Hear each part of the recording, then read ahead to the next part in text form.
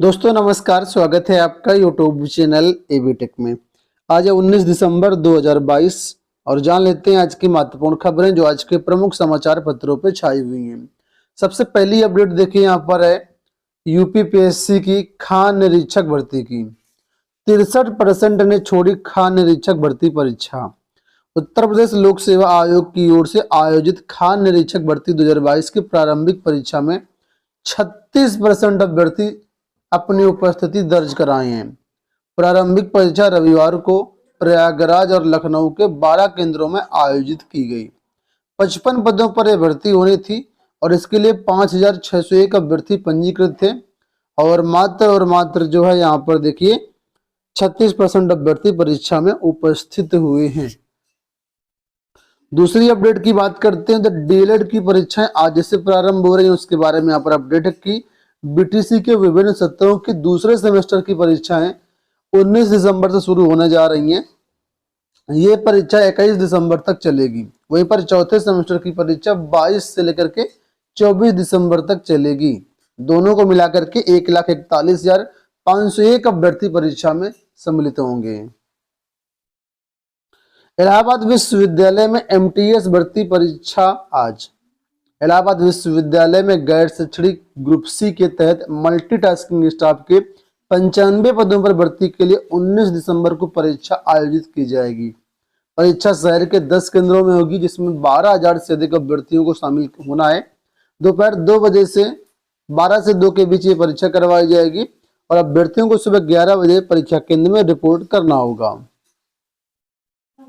अगली जो अपडेट वो असिस्टेंट प्रोफेसर भर्ती वेटिंग लिस्ट मामले को लेकर के है। लिखा कि प्रतीक्षा सूची के अभ्यर्थियों को मिलेगा मौका।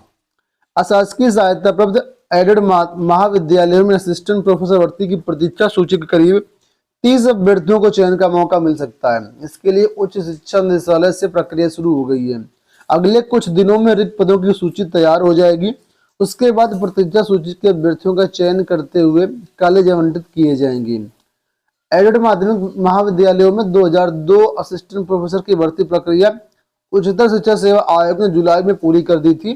कुछ अभ्यर्थियों ने कॉलेज प्रबंधन से कार्यभार ग्रहण करने के लिए समय ले लिया था। उच्च शिक्षा निदेशालय से सभी महाविद्यालयों को पत्र जारी कर ऐसे अभ्यर्थियों की सूची मांगी गई है। इस मामले को लेकर के एक अभ्यर्थी ने हाईकोर्ट में याचिका भी दायर कर दी है। उसने मांग की कि जो अभ्यर्थी कार्यभार ग्रहण नहीं किए हैं उनके स्थान पर प्रतीक्षा सूची के अभ्यर्थियों को मौका दिया जाए। मामला हाईकोर्ट जाने के बाद उच्च शिक्षा निदेशालय सक्रिय हो गया है और कार्यभार ग्रहण न करने वालों की रिपोर्ट तैयार की जा रही है।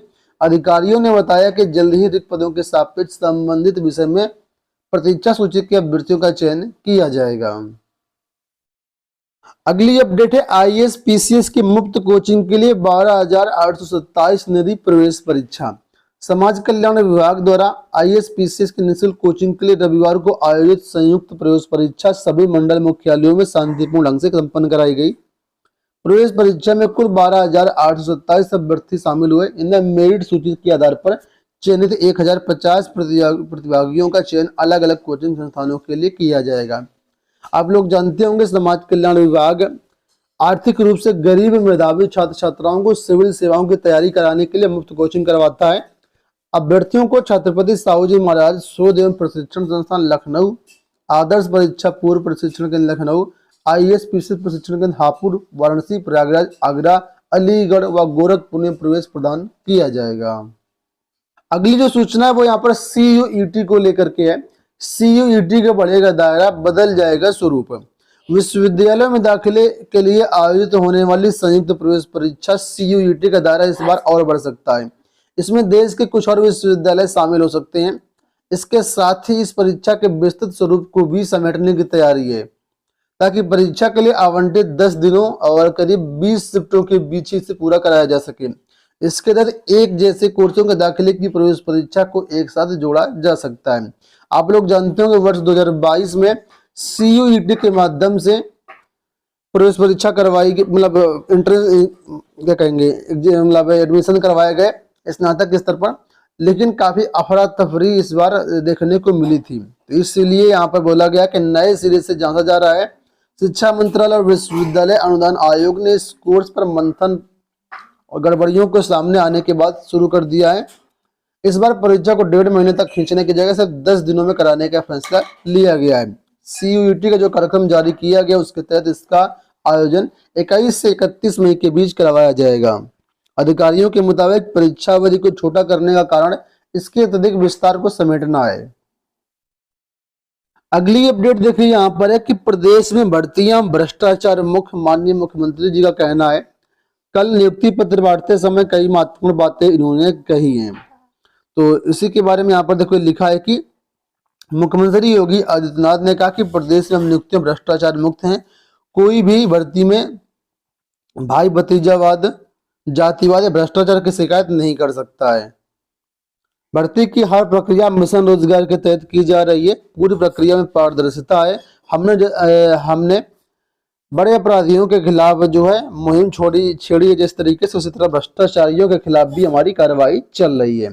साथ ही उन्होंने कहा कि जो भी नए शिक्षक हैं वो ट्रांसफर पोस्टिंग में ना उलझें, पढ़ाने पर ध्यान दें। GIC प्रवक्ता की नियुक्ति पत्र वितरण के दौरान उन्होंने ये बातें कही।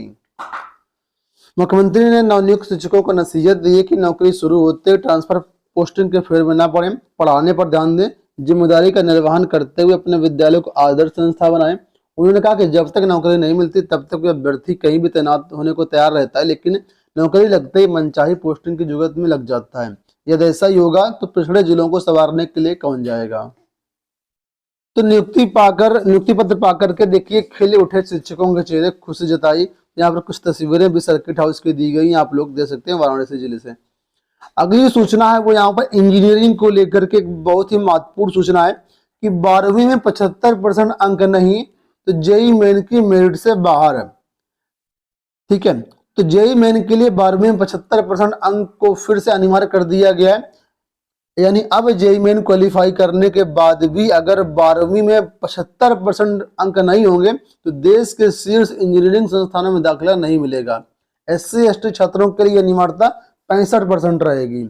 JEE मेन के जरिए IIT NIT और अन्य बड़े इंजीनियरिंग संस्थानों के स्नातक कोर्स में प्रवेश मिलता है।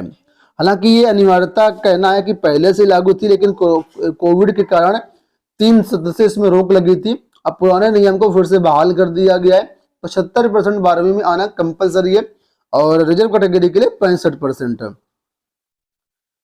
क्लैट परीक्षा को लेकर के अपडेट है कि 97% ने दी परीक्षा, कहीं शिकायत नहीं। तो राजधानी में रविवार को 6 परीक्षा केंद्रों पर आयोजित स्नातक और प्रस्नातक की क्लैट में 97% अभ्यर्थी शामिल हुए हैं। यहाँ पर देखो जो अगली अपडेट 2016 भर्ती वेटिंग लिस्ट मामले को लेकर के हैं। कुछ ऐसे अभ्यर्थी जिनका कहना है कि जो हाईकोर्ट ने काउंसलिंग से नियुक्ति का आदेश दिया है वेटिंग वाला मामले को लेकर के, तो कुछ ऐसे अभ्यर्थी हैं जो पुनः 13(3) नियम के अनुसार अपना उल्लू सीधा करना चाहते हैं। यहाँ पर देखो लिखा हुआ है कि साथियों आपको बताना चाहूंगा कि कुछ स्वार्थी और मूर्ख लोगों का एक और गुट बन गया जो 13(3) नियम को पुनः चालू कराना चाहता है। यहाँ तक कि ये गुट नवल किशोर के साथ मिलकर के काउंसलिंग के विरोध में कोर्ट जाने की बात कर रहा है। ठीक है, तो यहाँ पर ये बातें कही गई हैं, लेकिन इन्होंने कहा है कि ये जो 13(3) नियम के अनुसार प्रक्रिया है ये बहुत ही भ्रष्ट है। आप लोग भी जानते हैं कि बहुत गलत नियम है। तो इसको रोकने के लिए अभ्यर्थियों का कहना है कि ज्यादा से ज्यादा अभ्यर्थी जो है वो सोमवार को चयन बोर्ड पहुंचे। तो उम्मीद है कि आज ये सभी अभ्यर्थी जो हैं चयन बोर्ड पहुंचेंगे और अपनी मांग वहां पर उठाएंगे। तो दोस्तों ये हो गई आज की सारी अपडेट। इस वीडियो में इतना ही, धन्यवाद।